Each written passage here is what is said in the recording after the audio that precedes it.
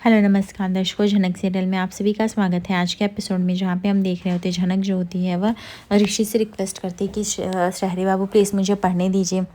आप बोलेंगे तो मैं पूरा रात दिन मन लगा के काम करूँगी, मैं छत के कोने में पढ़ूँगी, मैं रात को जब भी खाली हो जाऊँगी तब पढ़ूँगी, पर मुझे पढ़ना है, मुझे पढ़ लिख कर कुछ बनना है, मुझे लोगों पे बोझ नहीं बनना है। प्लीज़ बोलिए ना मालिक जी, मुझे पढ़ने दीजिए। मुखिया जी प्लीज़ आप ये बात समझाइए ना। तभी यहाँ पे बोलते हम तो खुद चाहते हैं तू पढ़, तो तुम पढ़ोगी तो हमें अच्छा लगेगा झनक, और मैं तो खुद बोल रहा हूँ तुम आगे की भी पढ़ाई करो, पर 12th की परीक्षा देनी ही देनी है, इसलिए अपनी पढ़ाई कंटिन्यू करो और मन लगा के खूब मेहनत से पढ़ो। तभी झनक बोलती हाँ हाँ हम मन लगा के पढ़ेंगे, वैसे भी हम अपनी क्लास में अव्वल आते थे, हम सब सीख जाएंगे, फटाफट हम कर लेंगे। तभी वो उसके पापा बोलते हाँ हाँ बाकी का जो भी पढ़ाई क्या करना है मैं करा दूँगा। तभी ऋषि बोलता आप लोग को जो करना है करिए, मुझे अब इससे ज़्यादा बहस नहीं करनी है। कह के वो वहाँ से गुस्से में चला जाता है। दूसरी तरफ हम देखते हैं यहाँ पे ऋषि जो होता है मून को बुलाता है डेट के लिए। तभी यहाँ पे मून बोलती है ऋषि ये क्या है, तुम मुझे बीच लेक्चर्स में कॉल कर देते हो आने के लिए, इट्स नॉट फेयर ना, तुम्हें कुछ भी कहना है तो तुम्हें बताना होगा। तभी ऋषि बोलता तो इसमें गलत क्या हो गया अगर मैंने बुला लिया तो, मुझे मन था मेरे मंगेतर से मिलने का। तभी यहाँ पे मून बोलती ऐसे नहीं चलता है, अंजू रानी ने बोला है कि जिनकी शादियां होने वाली रहती है उनको कम मिलने चाहिए, इससे मामला ख़राब हो जाता है, तो मुझे बार बार मिलने बुला रहे हो। तब यहाँ पे ऋषि बोलता है उस हिसाब से तो हमें बहुत मिलना चाहिए, क्योंकि अब तुम मेरी लाइफ के होने वाले पार्टनर रहोगे, अब तुम्हें मुझे डेली देखने की आदत रहेगी। अब तुम दिन में मुझे 1 घंटा दोगे तो कैसे चलेगा, मुझे लगता है तुम्हारी अंजू रानी से मुझे बात करनी पड़ेगी। तब यहाँ पे मून हंसने लगती बोलती वैसे ऋषि मुझे समझा नहीं, तुम इतना रोमांटिक डेट का प्लान किए क्योंकि कुछ ऐसे बात ही है ऐसे। तभी ऋषि बोलते क्यों, मुझे कुछ मन नहीं कर सकता, मुझे जस्ट मन किया तो मैंने सोचा मैं तुम्हें इन्फॉर्म कर दूँ। तभी मून बोलती इट्स ओके, लेकिन हम ऐसे बार बार तो नहीं कर सकते ना, अभी मेरा भी तो काम है ना, तुम तो चलो अपने काम से कभी भी आ सकते हो, बट मैं तो ऐसा नहीं कर सकती ना। ऋषि बोलता है अच्छा। मून बोलती मैं एक बात पूछूँ ऋषि, जवाब दोगी क्या। दूसरी तरफ हम देखते हैं यहाँ पे फ़ोन बज रहा होता है, जहाँ पे ऋषि के बाबा बोलते हैं कि जेठू यहाँ पे फ़ोन बज रहा है दादा, और आप फ़ोन नहीं उठा रहे। तभी बोलते क्या फ़ोन सारा मैं उठाऊँगा, तुम नहीं उठा सकते। तभी उसके बाबा बोलते पता नहीं क्यों आज सब लोग मेरे से टेढ़ा बात करें। दूसरी तरफ झनक ज्योति झाड़ू पोछा लगा रही होती है और वो फ़ोन पिक करते हैं, बोलते हैं हाँ हाँ बोलिए कौन बोल रहा है। तभी अनिरुद्ध बोलता है अरे मैं बोल रहा हूँ, एक्चुअली मुझे पूजा के लिए इनविटेशन करना था, तो मैं सोचा आप लोग को बता दूं, और जो भी कल हुआ उसके लिए मैं थोड़ा सा डिस्टर्ब था, बट यही इसलिए आने में मुझे लेट लगा।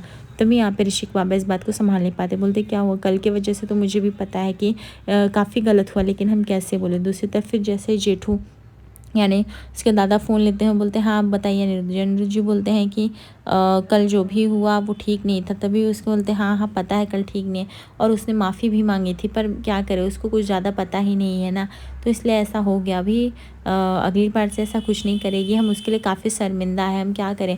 हमने उस बच्ची को समझाया भी बहुत है, लेकिन उसकी कुछ हरकतें अभी इतनी जल्दी नहीं सुधरेंगी, गाँव से आई हुई है ना। तभी यहाँ पे झनक बोलती है बार बार काहे गुस्सा कर रहे हैं, अगर वो अपने मुंह से बोल देते कि वह शहरी बाबू के दामाद है तो हम काहे उनको पकड़ते, काहे परेशान। तभी सब लोग उसे शांत कराते कि लड़की कितना बोलते। दूसरी तरफ यहाँ पे ऋषि के जेठू जो थे बहुत घबरा गए रहते, उनको समझ में नहीं आता वो बात कैसे तो कैसे संभाले।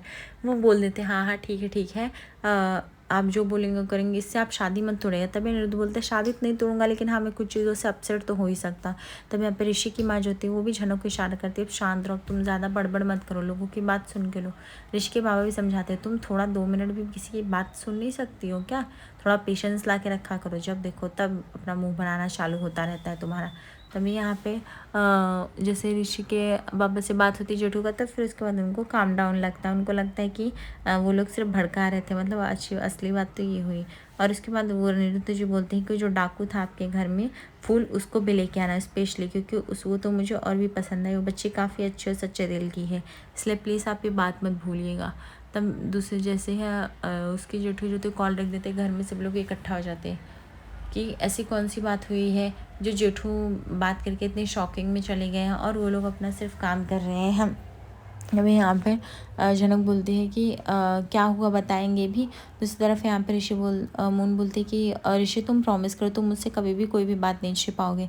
ऋषि बोलता है कि हाँ मैं क्यों छिपाऊंगा। तभी मून बोलती कैसी भी बात हो ऋषि तुम मुझसे ज़रूर शेयर करोगे, अगर मुझे कुछ बाद में पता चलेगा तो इट विल बी हर्ट मोर। तो मैं बस तुमसे यही प्रॉमिस चाहती हूँ कि कोई भी बात हो तुम पहले मुझे बताओगे, उसके बाद ही कुछ करोगे। तो यहाँ पे ऋषि बोलता है तुम्हारे हुक्म से आंखों पे, बट हो सकता है कभी कभी मैं पहुँच ना पाऊँ, गांव में रहने की वजह से ऐसा हो सकता है, तो प्लीज़ तुम उस चीज़ का बुरा मत मानना। तभी यहाँ पे मून बोलती है अच्छा ठीक है मैं बुरा तो नहीं मानूंगी। लेकिन अभी तुम जो भी कह रहे हो ऋषि वो सच में सही है ना? ऋषि बोलते हैं हाँ हाँ सब सही है, अभी तक तो सिर्फ इतना ही पता है, और बाकी का कुछ भी पता चलेगा तो बताऊँगा, ठीक है।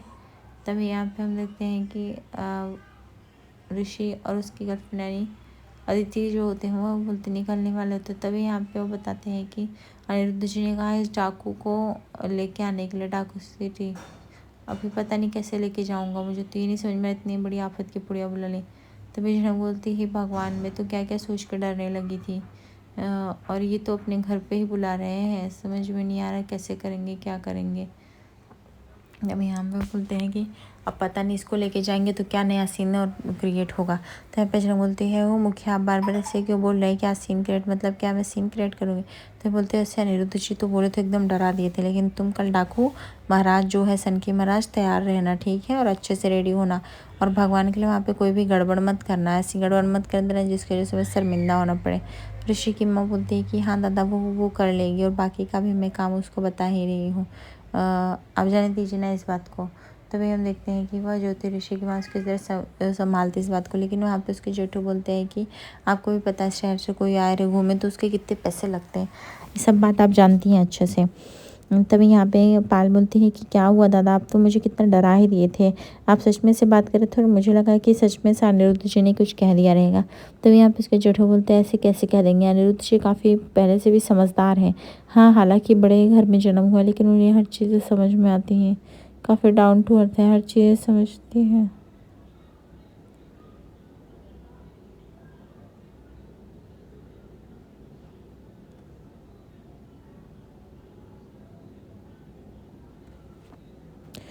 तभी यहाँ पे सब लोग खुश हो जाते। झनक ज्योति बोलती देखा हमने बोला था कि हम शहरी बाबू को बोलेंगे एक दिन कि हम शहर के लोगों से बात करते हैं, पर उन्होंने यकीन ही नहीं किया।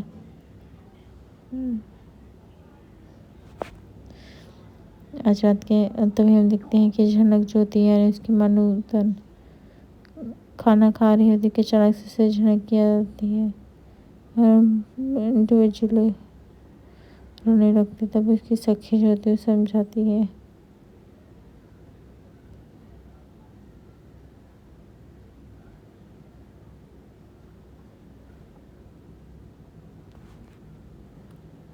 तभी यहाँ पे उसकी सखी समझाती है कि क्यों नूतन क्यों नहीं जाना, पराशर उधर मुंह फुला के बैठा है, तुम इधर मुंह फुला के बैठे हो, आखिर कब तक चलेगा। नूतन बोलते मुझे नहीं पता कब तक चलेगा, मैं अगर इस गाँव में जितने सबको पता है नूतन के लिए, और एक दिन जिसे जनक को मेरे से चाय पता चलेगी मैं उसे छोड़ के खुद तो खुद चली जाऊँगी यहाँ से। तभी यहाँ पे हम देखते हैं दूसरी तरफ जनक जो होती है गिफ्ट पे सब कुछ तैयार करती है।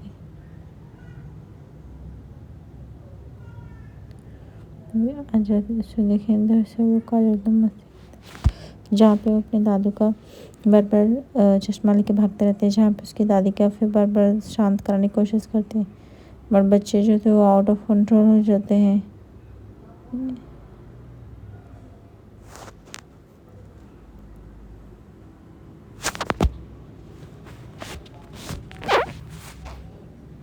तभी यहाँ पे हम देखते हैं कि जेठू जो होते हैं वो मान जाते हैं, बोलते हैं चलो फटाफट हम सब लोग खा लेते हैं, और जो भी कंडा बचा है जितना भी होगा उतना गाँव को देंगे।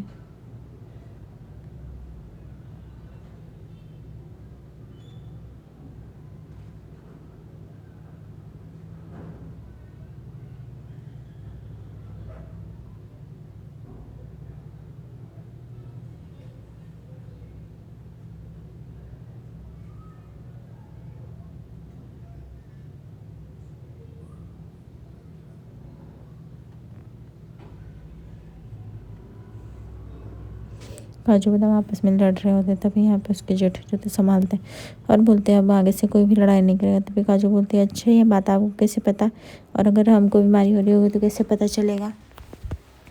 हाँ आप जो हमें परेशान कर रहे हो कब से उसका क्या, देखो ना बड़ो माँ हमको कब से परेशान करे। तभी यहाँ पे बड़ो माँ यानी बोलती हैं ये बस करिए जी, आप कब से मजाक मस्ती कर रहे हैं, चलिए चुपचाप हम लोग को जहाँ चलना है फटाफट करें। तभी शरण बोलती देखा अच्छा हुआ था इतना रुके थे हम लोग, अब वही 11 के तो मिलेगा ही ना।